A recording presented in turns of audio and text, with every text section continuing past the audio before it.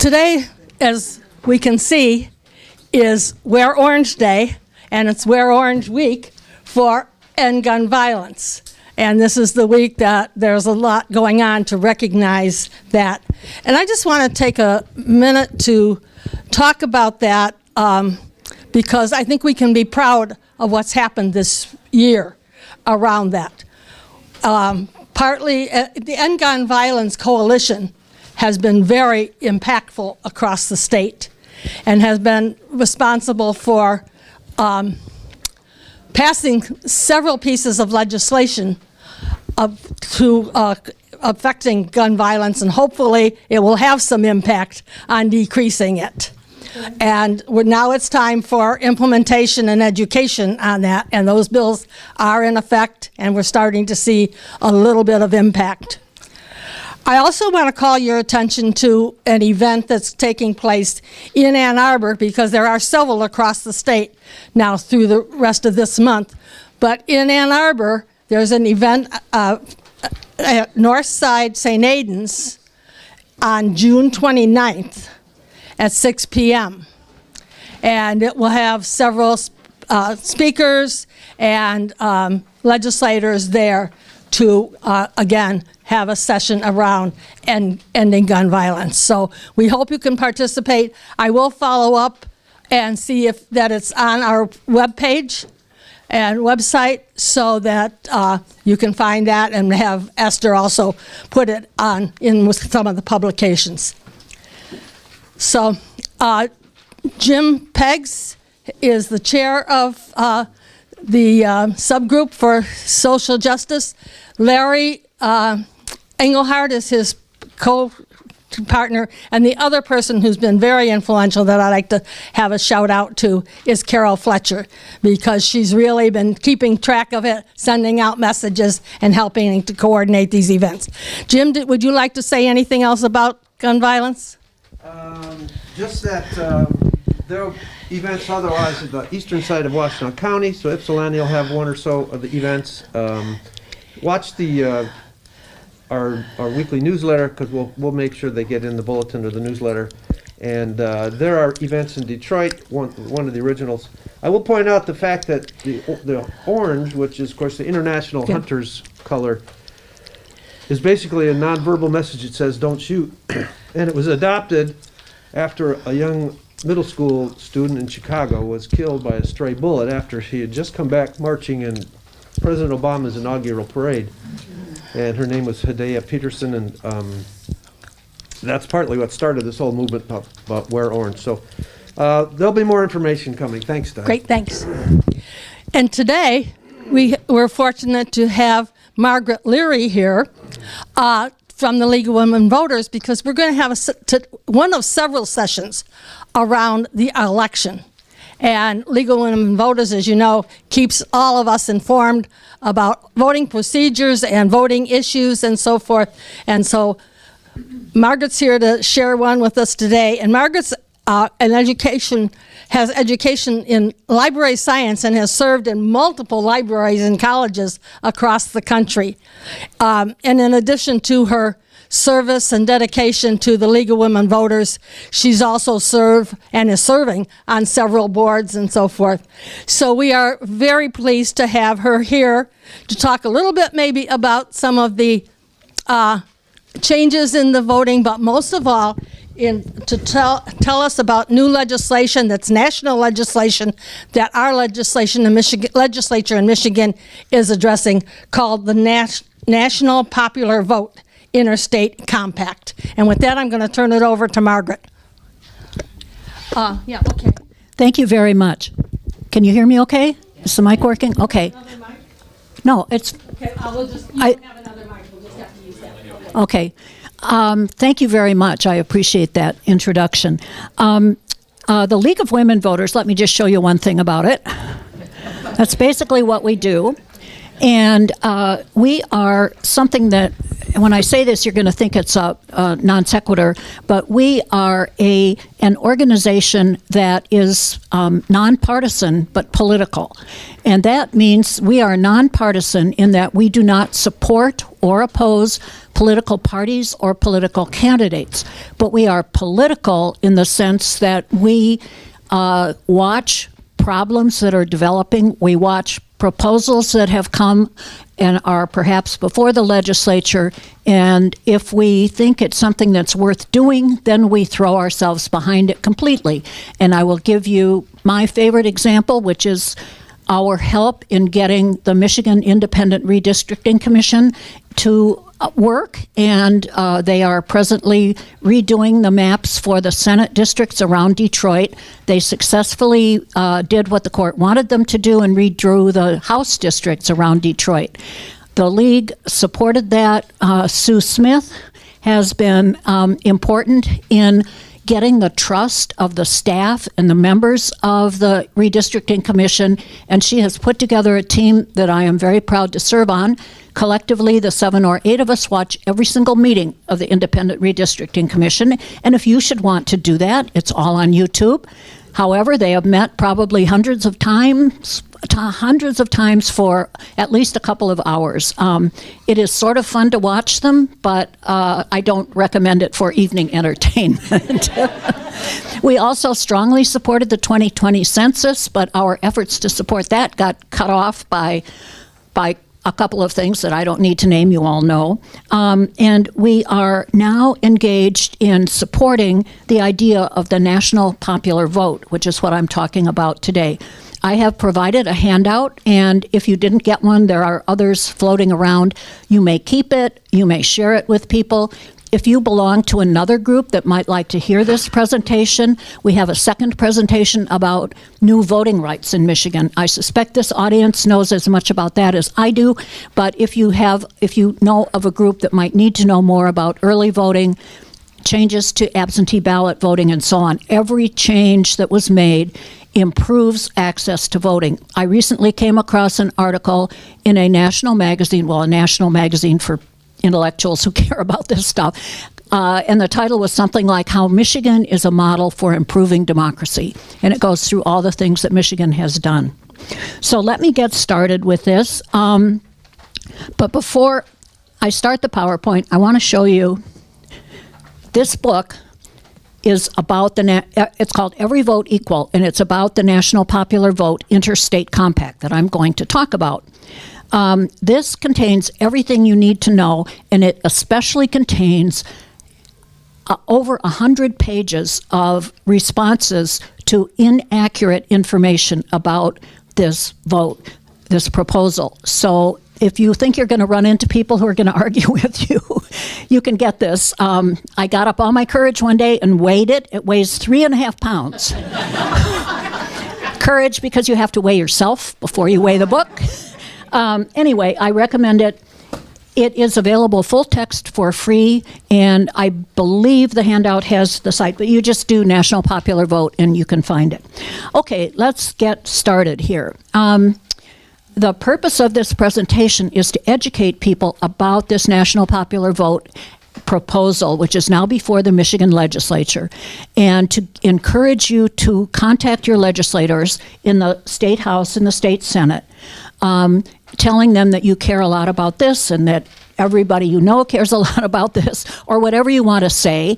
If you're not persuaded at the end of my talk, I'm not encouraging you to discourage them from voting for it, but I will tell you more about it right now. I want to say one more thing first. The first time I heard this talk, and my wonderful colleague in the League, Sue Smith, gave the talk, I thought I understood it perfectly.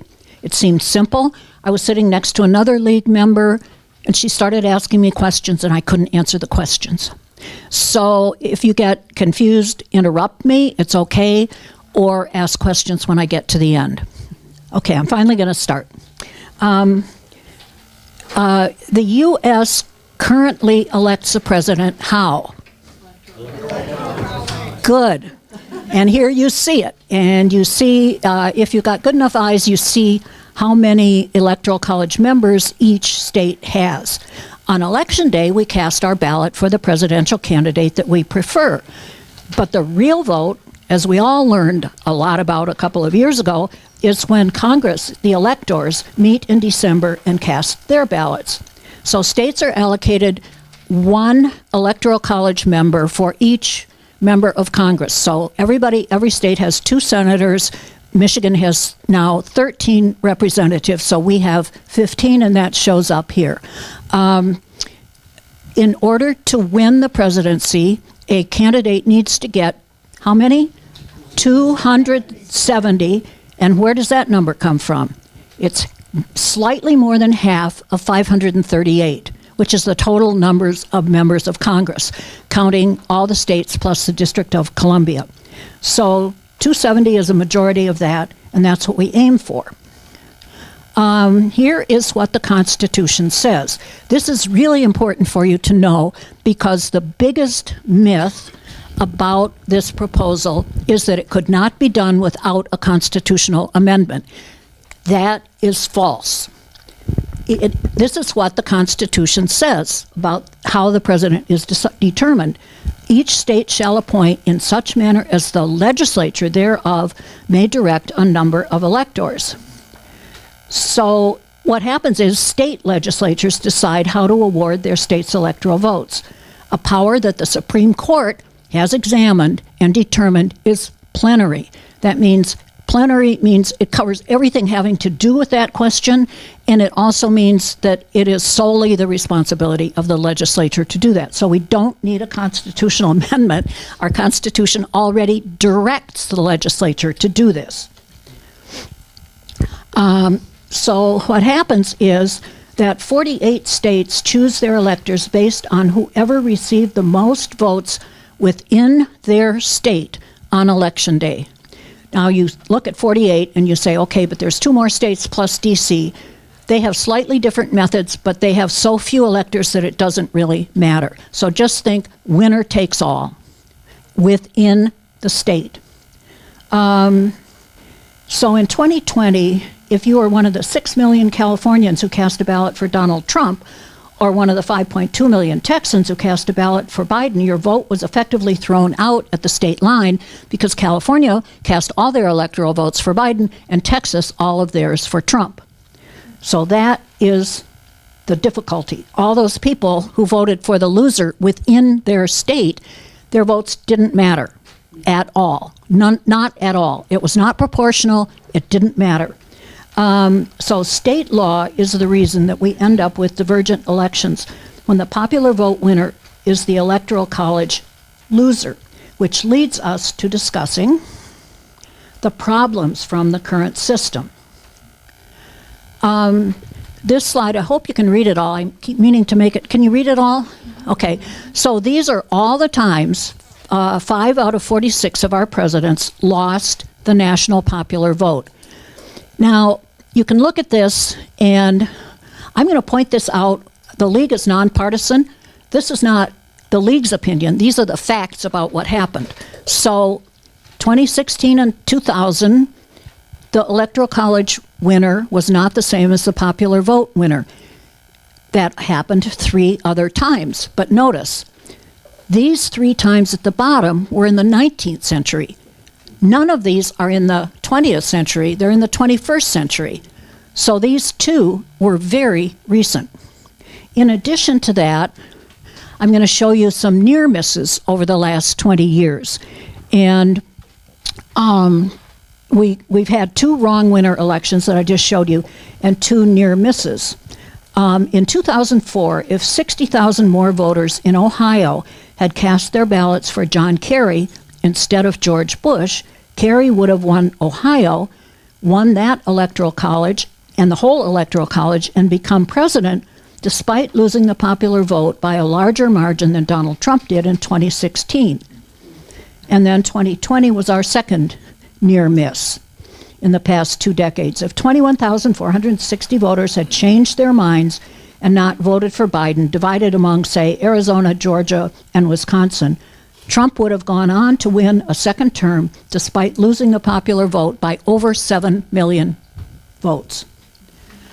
So another huge problem is this: every vote is not equal. Most voters are totally ignored in the general election and have their vote taken for granted. As a result of these winner-take-all laws in most states are decidedly red or decidedly blue.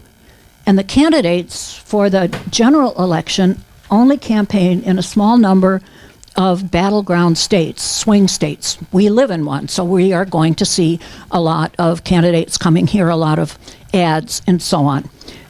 The entire general election happens in 12 states or less, and those are the states that truly get to decide who the next president is. Here's an example of the implications on the federal level of these election results. These are 5 mostly very conservative, I won't use any other words, Supreme Court justices who were appointed by the popular vote loser presidents. So a winner-take-all method, meaning the candidate who received the majority of votes in the state's popular vote takes all of that state's electoral votes. How should we elect the president? We should use the national popular vote, which is an interstate compact. Whoever gets the most votes nationally should become the president. This is how we elect almost every other official in this country. Think about the governor of Michigan, the Secretary of State of Michigan. Think about the people who run our cities. They are elected by the residents of the city. And even when in a city like Ann Arbor we have wards, those wards they just each decide for themselves who they want to be on our city council. Also, almost every other democracy in the world elects their president by a national popular vote. That isn't necessarily a strong argument because not all democracies are the same.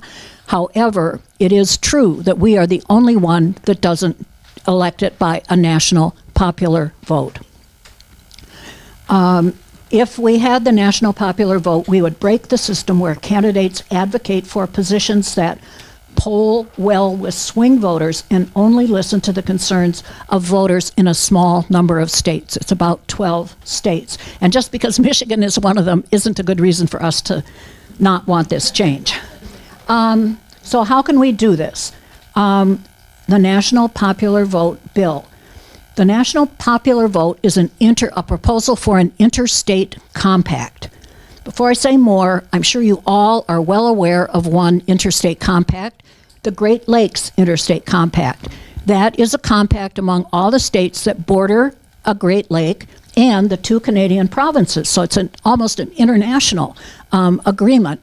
And it protects the Great Lakes water because it has very strong enforceable rules about who can withdraw water. And you frequently see stories in the paper, if you live as long as I do, it's frequent, but maybe not, that Wisconsin in particular has often tried to get an exception to this interstate compact, and they will not give an exception because if they do it for one state, they've got to do it for another, and that opens the Great Lakes up, and increasingly the Great Lakes are going to become really important as a source for safe water.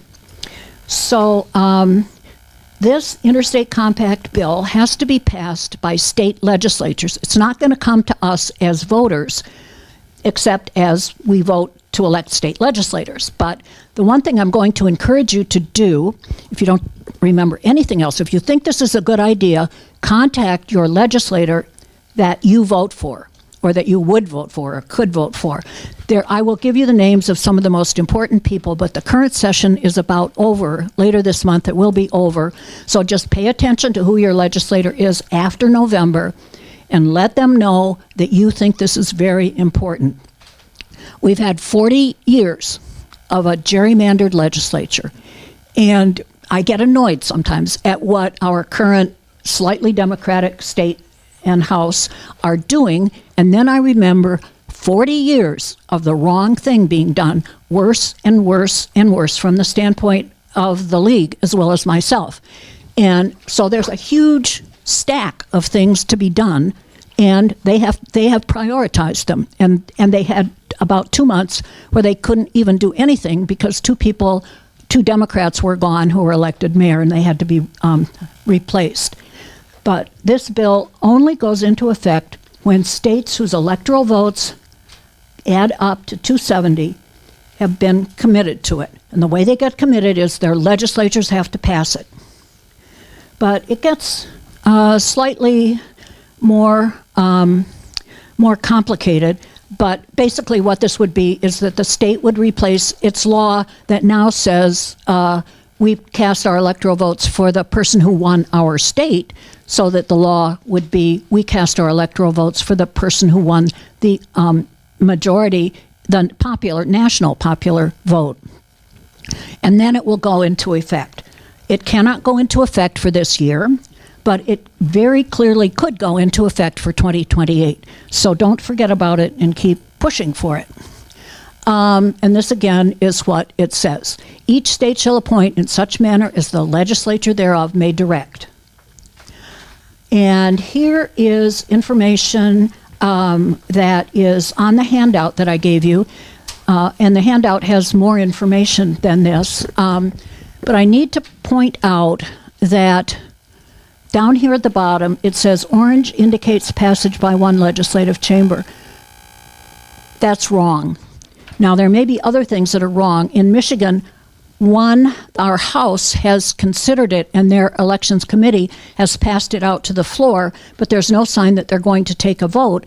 And in the Senate, it's been delegated or given to the same elections committee. However, the Senate hasn't done anything with that. And I think the term is up on the 23rd of this month, so that's probably not going to happen. However, I have added up all of what this shows, and 209 of the 270 are now laws in enough states to add up to 209, and that's 77% of the way, which is really, really good. However, having talked a couple times right now about gerrymandering, I realized one day that a gerrymandered state, if it's Illinois, that's okay, because Illinois is gerrymandered for the Democrats, and they've already passed it. They passed it a long time ago. But I thought, pardon me? Is that a joke? What, that Illinois is gerrymandered? No, is it a joke to say it's gerrymandered by Democrats and that it's okay? I think she was saying in the context of the passage of the agreement. Right. It is gerrymandered, but it is gerrymandered in favor of Democrats. Just the way Michigan for 40 years was. Yeah, so they were very likely to have passed it. Thank you very much. So I've looked at these states, and I can't tell you about any particular state because I don't remember, but I looked to see which ones of these states that are either considering it or aren't considering it, whether they were gerrymandered. These gray states are the ones that it's been introduced, but there's not been a hearing. And Texas is definitely gerrymandered. I can't say for sure about these three, but I suspect they are. They're more over there. However, there are enough that aren't gerrymandered, to get to my point, there are enough that aren't gerrymandered that I believe we could reach 270 in time for the 2028 election. This slide is a little out of date. Michigan is still moving it. Minnesota has already passed it. And Nevada is an interesting exception. It was passed by the state legislature and signed by the governor, which in most instances would make it a done deal. However, in Nevada, after the legislature passes it, and after the governor signs it, it will now go to the voters who will vote on whether or not to accept it. And that's how it becomes a law, which is in Nevada, which is one of the complications about this proposal, is that every state has its legislature designed and meeting the way its state constitution sets it up, and they are not at all the same. In some states, the legislature meets for a very short period of time every other year. In other states, it meets for a long, long time. for 2 years. And so you can't predict exactly when this might pass because every state is so different. So now I get to one of my favorite parts, debunking. Yes, question. I just have a question about the states that have... Thanks, Diane. I have a question about the states that have passed it. Does that mean at the 2020 election, that's what that state will do? Okay, only if it'll only become operational once the 270 is reached. That's correct, and that's a great question. And that is exactly the point that confused me the first time that I heard this. And the woman I was sitting next to started asking me questions about when will it be done in Michigan, and you know what, and I just realized there was a lot I didn't understand. So I'm really glad you asked that question. Okay, so common misconceptions. Another question. Oh, I'm sorry. Here, I can do that. Okay. So my question is, so I think the compact clause of the Constitution says that no state can enter into an interstate compact without the agreement of Congress. How is that going to be circumvented in this? The question is, correct me if I get it wrong, he believes that there is a requirement that before a state can put an interstate compact into effect, it has to be approved by Congress. I'm not aware that that's the rule, and I haven't actually researched it, but I haven't. Maybe later, if you have a minute, we can look in the book and see, because I have never heard that that's the case, but in this case, I don't know. It's a good question. It's a great question. It's the best possible question that I can't answer. Much more interesting for all of you. Okay, common misconceptions. Maybe I should add that one to our slideshow after I get the answer. Okay, this is the first myth, that it's a partisan effort. It's not a reaction to the 2016 election. It was first enacted by a state in 2007. It's not a left or a right issue. It's an American issue that all voters can get behind. In 2018, see if you can believe this, 2018, 15 Republican senators in Michigan joined with Democrats to sponsor the National Popular Vote Interstate Compact. So as recently as 2018, it was a joint effort. So that's the first myth. It's not a partisan effort. Another myth is the small states would be hurt. This means the 13 states with only 3 or 4 electoral votes. They are the most disadvantaged and ignored group of states under the current system, which is, and that's illustrated here, where you see what those states are, and when you add up their votes, the teeter-totter is absolutely balanced.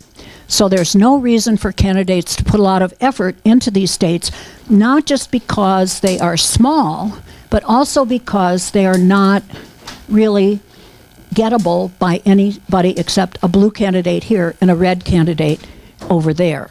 So that's why actually small states have passed it.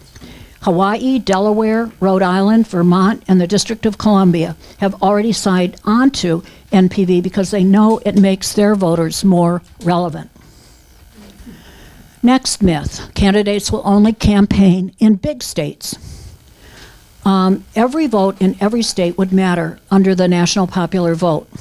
Under a national popular vote, a voter in a small state would become as important as any other voter.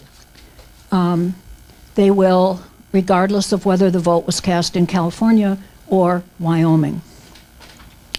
Another myth is that candidates will only go to big cities to try to get votes.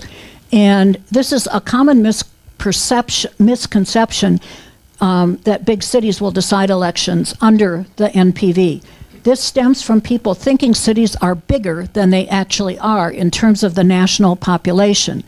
The 100 largest, in fact, only under 20% of the U.S. lives in the 100 largest cities.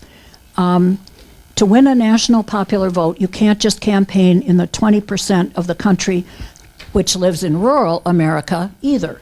You have to appeal to all voters everywhere because every person's vote counts equally under the NPV.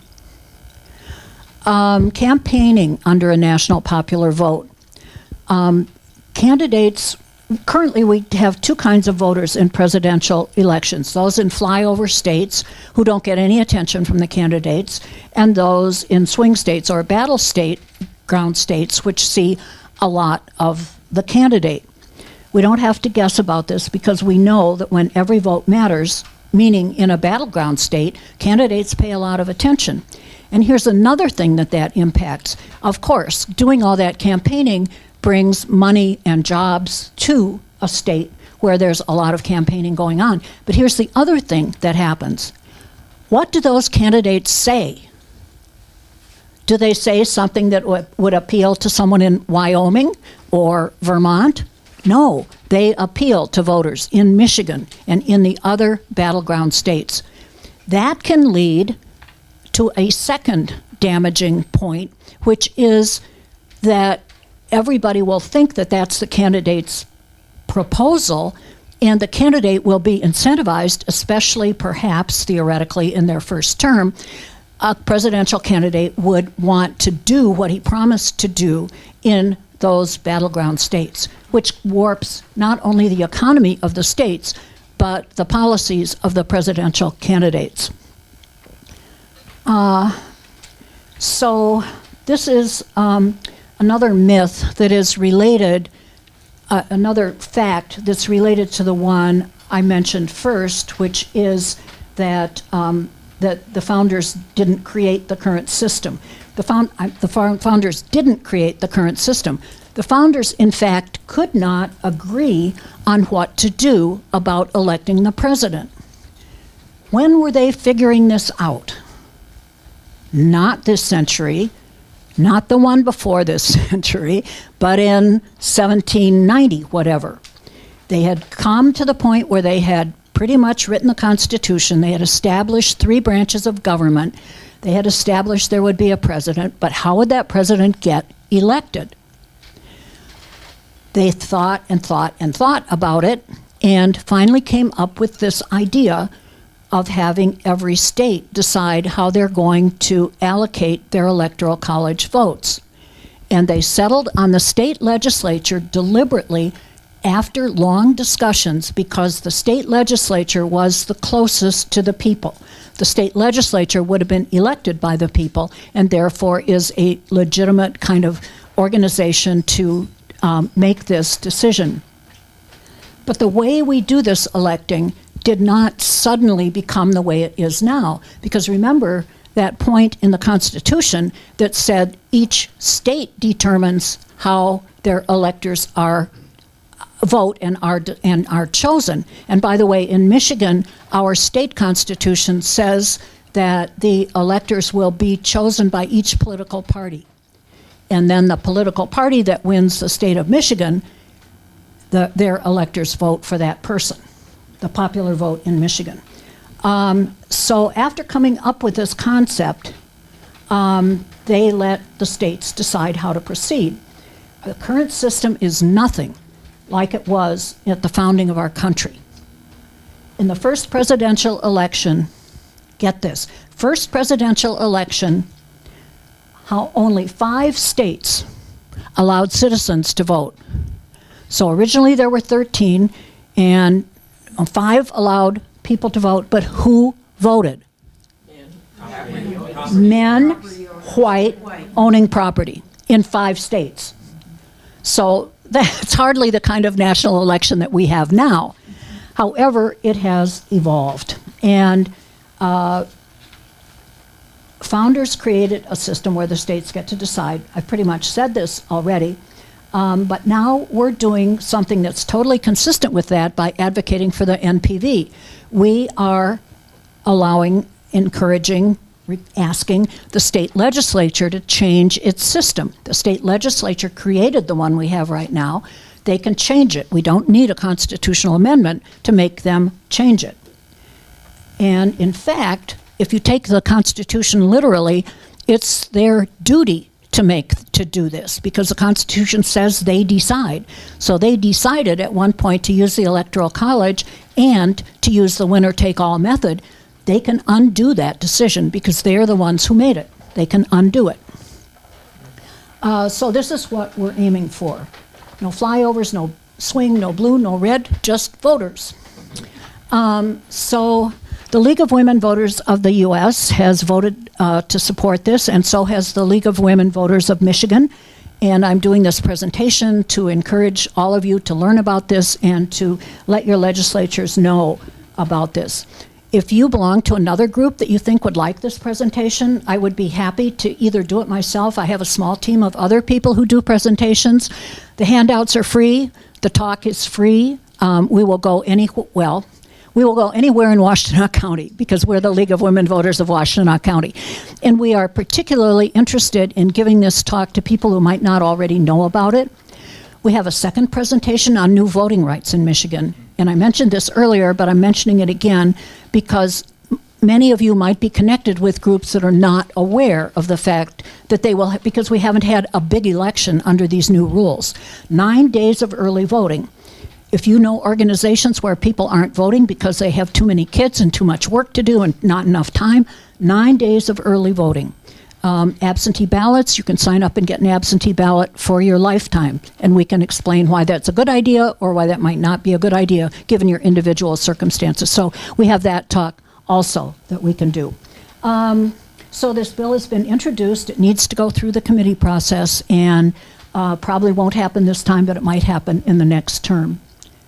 And this is more about the history in Michigan, which shows that it was first introduced in 2008, and 15 Republicans and 10 Democrats introduced it and co-sponsored it.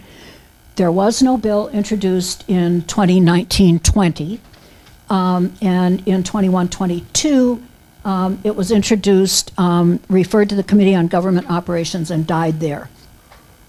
So here's what you can do. Contact your legislature. And I do have a list of the people. I'll just mention one because some of you, like me, may be represented by Carrie Reingans. She is a very, very strong supporter of this and helped to introduce it.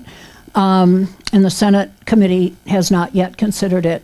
And the current legislative year ends, I said next month, but now we're in June, and so it ends this month. So these are the members of the relevant committees. However, I'm not going to put up, if you see your person there, great. The person may change in the House, or it may change in the Senate. But what's really important is for you to tell the person that you could vote for that you're in favor of this. I think that's more important than getting to the people who matter the most right now because they may change. This is just what happened in 2023, and I'm not going to go through that. It's what we did. And this is a pretty interesting slide because it shows these are the leaders of the main organizations that are supporting this. And starting from the left, it's Quentin Turner of Common Cause, Judy Karenjeff from the League of Women Voters of Michigan, Carrie Reingans in the blue shirt, Courtney Blake from Mothering Justice, Gabrielle Dresner from the ACLU, Nancy Wang from Voters Not Politicians, and over here is Mark Fisk, who is from Byram Fisk, which is the PR firm that is helping all of us to promote this. These are another way to look at who all the people are who are involved.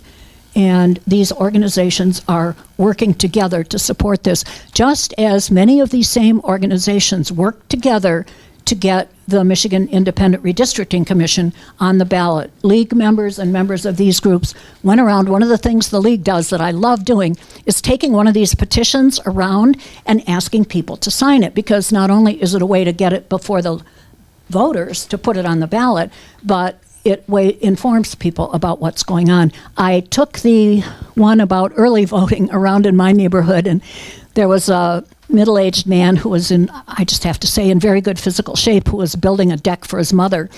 And I said, I have a petition to put something on the ballot, and I wonder if you'd like to sign it. He says, well, what does it do? And I said, well, the first thing it does is provide 9 days of early voting. And he said, why would somebody want to vote except on election day? I said, well, maybe because they have a job or too many kids or they have something they have to do on election day. He says, well, then they just shouldn't. We don't care about them. If they can't get there on election day, their vote shouldn't count.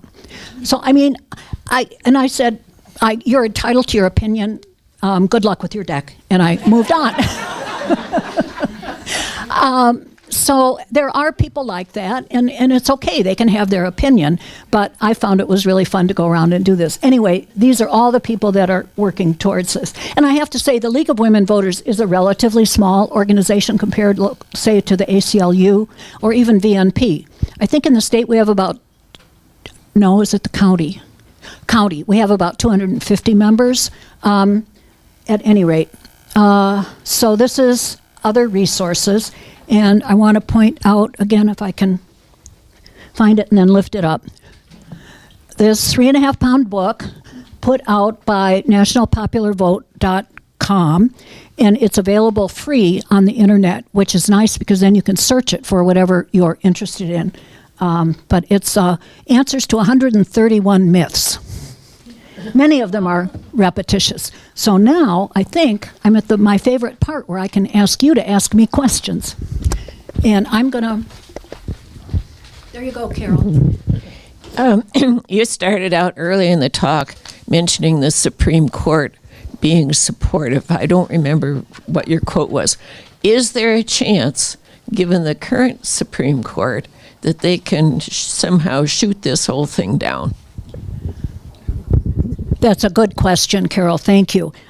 What the slide showed was the 5, meaning majority, members of the current Supreme Court that were appointed by presidents who were elected by less than a majority of the popular vote. In other words, they became on the Supreme Court because there was a president who became president only because of this method that we're using right now to determine who won the election.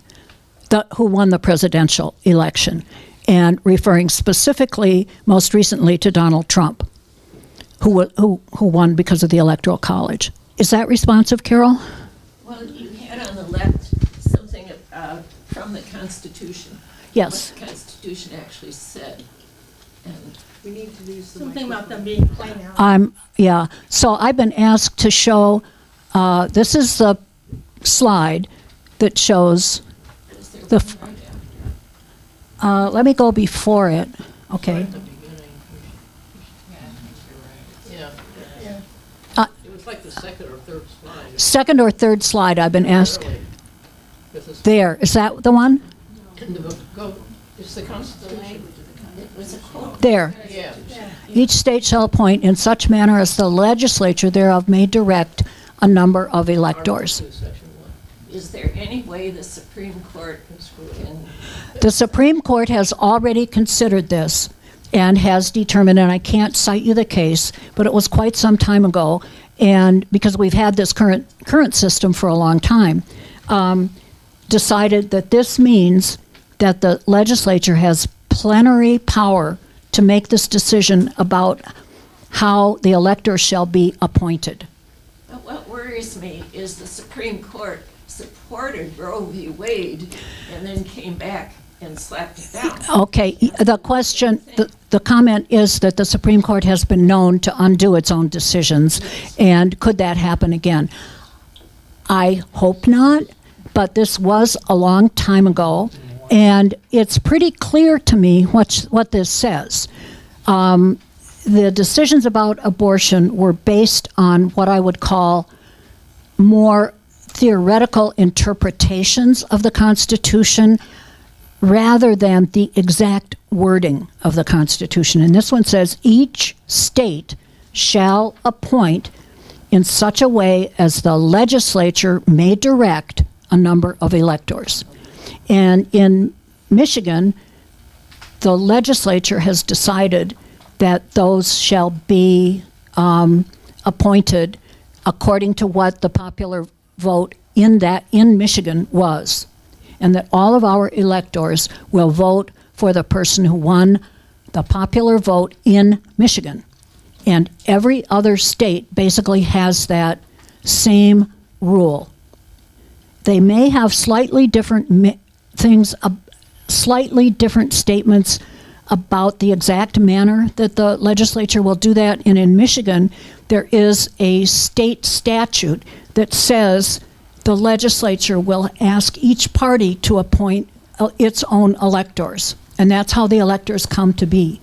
And they are generally people that are important to the Democrats or to the Republicans. And that's how they can kind of count on them being loyal to what they're being asked to do. Next question. You said the current system is not one that the founders came up with. When did we get this winner-take-all thing we're dealing with now? The Electoral College thing. Yeah. The answer to that question is that it evolved over time, and it was done in a different way at a different time in each state. And unfortunately, I don't know enough about the details to say more about that. But this is still the way it is here, and this has been determined by the Supreme Court to say the state legislature has plenary power, full power and sole power to decide this. And since that's in the Constitution, and I think it's quite clear what it means, I think to get to another question, Carol's question, it's unlikely that that will be changed. Was the Electoral College in the original document? When is it in the Constitution? Yeah. It's there, yeah. It's there. Okay. Yep. I don't want to. I want to deal with both sides of the room. It's my understanding then that if a legislature changes their mind, they can do that at any point. So this is going to be effective only election to election. Is that correct? No. But it's a great question, and I'm really glad you asked, because I'm sure the question was in other people's minds too. Sometimes I hand out a copy of what this is, the National Popular Vote Interstate Compact, because it's really important for each legislature to pass the same thing, right? So they all pass the same thing, and in that book you can find it, and if you Googled it, I'm pretty sure you could find it. And I sometimes have it available to hand to people who ask the question. I didn't bring it this time, I'm sorry. But one of the provisions in it is that the state is committed to that for a certain number of years. And I don't know what that is, but it has to be long enough, because look, the first one was passed in 2007, and here we are in 2017. So I don't know what the number is. I should probably read that again. And if you want to read it, I encourage you to, because it isn't very long. You might expect it would be pages and pages long, but it's not. It's an 8.5 by 11 sheet, but it's on about a page and a half. But a lot of it's white space, because they say Part 1A, and so there's a lot of white space on it. So, yes, question. Where is that document available? Because we might be able to put it on our website. If you remind me, I will send you a link to it. And then you can put it on your website, and that would be wonderful. But you have to remind me, and I will give you a copy of my card. And anybody else who's interested in anything I said, I have my card, my League of Women Voters card with me, and I'd be happy to give it to you and use it for whatever you want. Yes. You asked such good questions. To Helena's question about enshrining it, I'm wondering if there can be, this could be put to the Michigan voters on a ballot initiative, and it could be added to our state constitution instead of it being a normal law that the legislature could, willy-nilly revisit or whatever. So that's an excellent question. The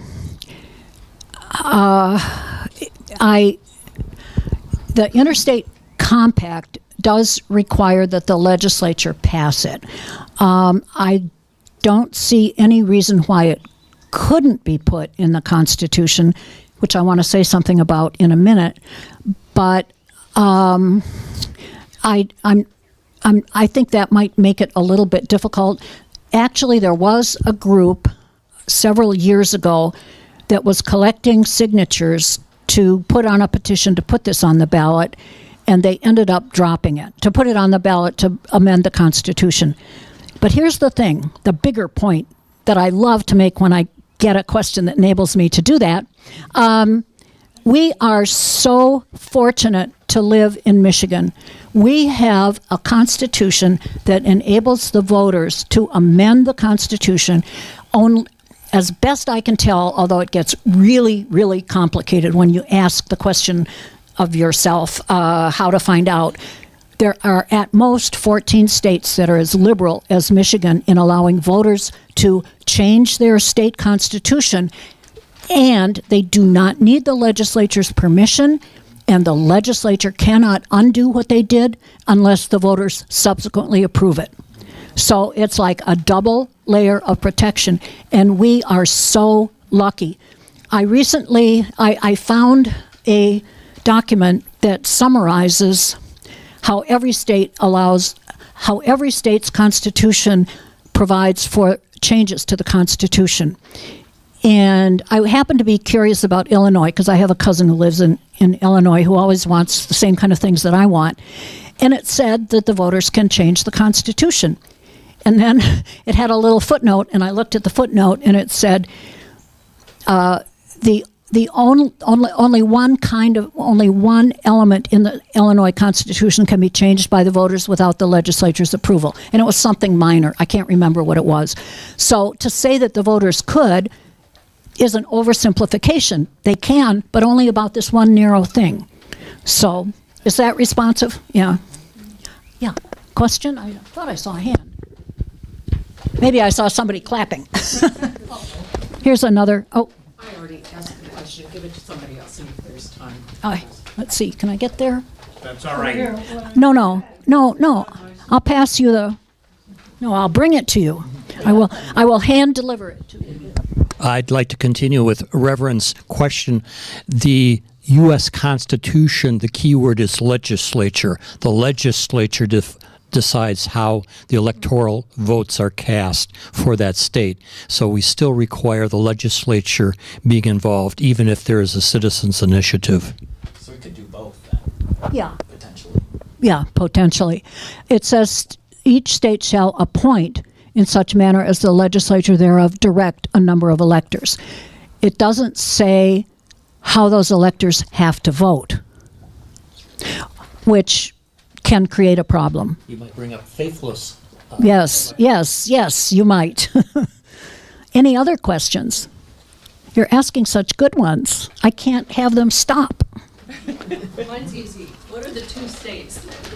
What are the two states that are not? There are two very small states, and I'm going to guess that this is a guess, that one is Vermont and one is New Hampshire. I don't know. They're very small. Which states that don't have winner take all? But what they do, I'm sorry, Nebraska? Okay, thank you.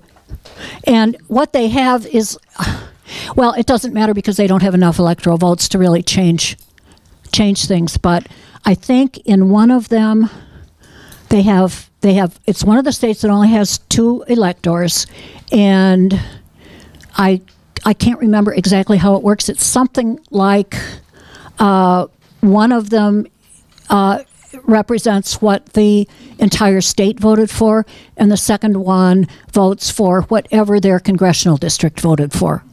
So it would be one senator and one member of Congress making the 2 electors. The senator votes for whatever the state voted for, and the other one, the member of Congress, votes for, well, of course, it would be the same thing as the state. So now I'm not sure I know the answer. I'm sorry.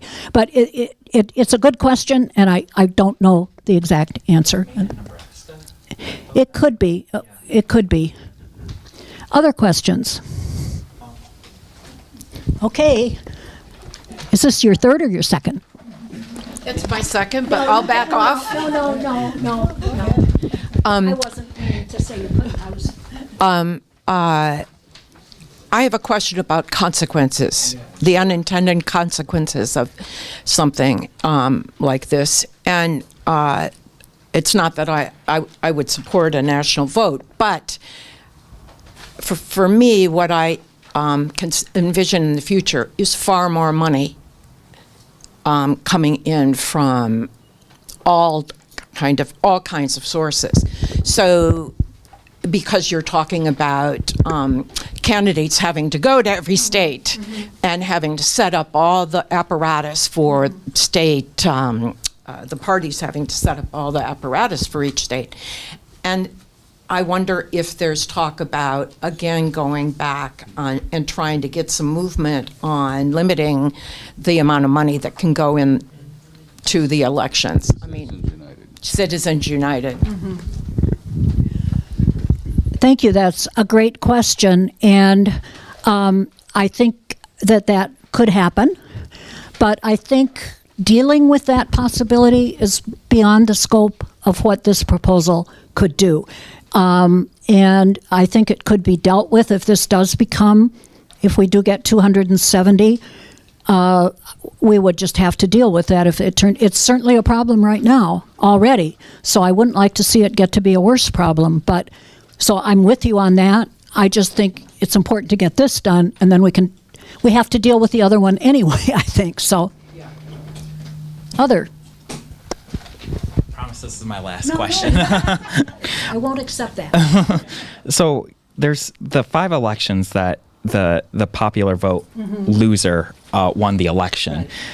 That, and so there's been, I think, 59 presidential elections. And so 54 presidential elections, the popular vote winner has also won the electoral college.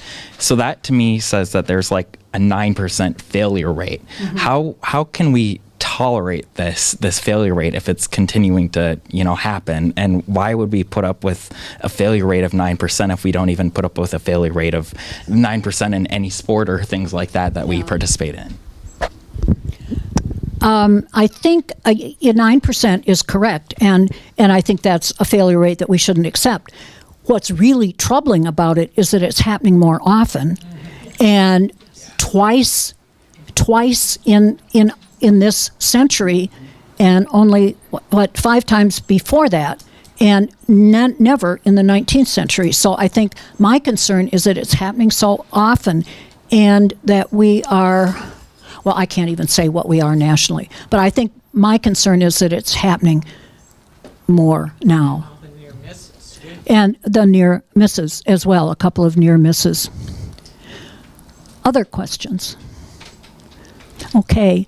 I really, really appreciate your attention. And if you didn't get a handout and you want one, I have extras. We have extras up here.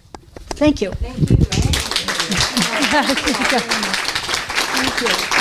Yes, we want to thank you, and here's a very small token of our appreciation from First Press Ann Arbor, and thank you. This has been very interesting, and I have to say we are fortunate to have Sue Smith, a member of our congregation, so we have easy access to information. And in addition, in the fall, keep your eyes open, because we'll have 3 sessions related to election issues. One of them will be a panel led involving League of Women Voters around issues that will be on the ballot. So watch for that, and so that we can keep people up to date on the list.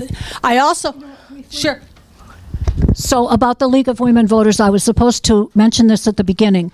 Vote411.org. That is the League of Women Voters nonpartisan place where you can find out everything about voting, and also, when the time gets closer to the election, see the interviews that we do with candidates or the questions that we ask candidates and have them answer, which really helps you, if you're uncertain, decide who to vote for. Vote411.org.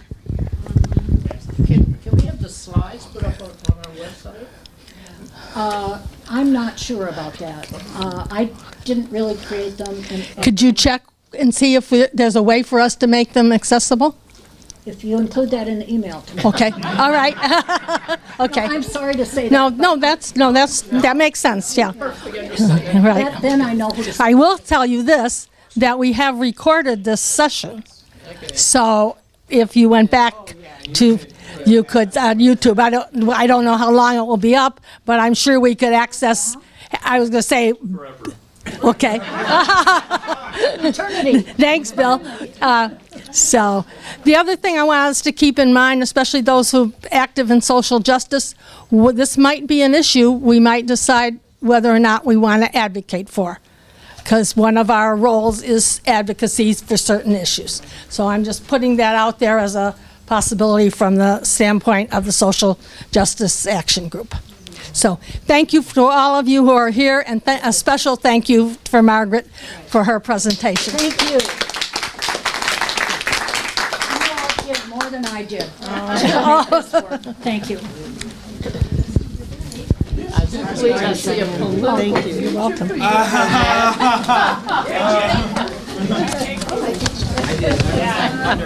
I'm sorry. No, that's fine. I just stuck my hand underneath there. Okay. Yeah. Yeah.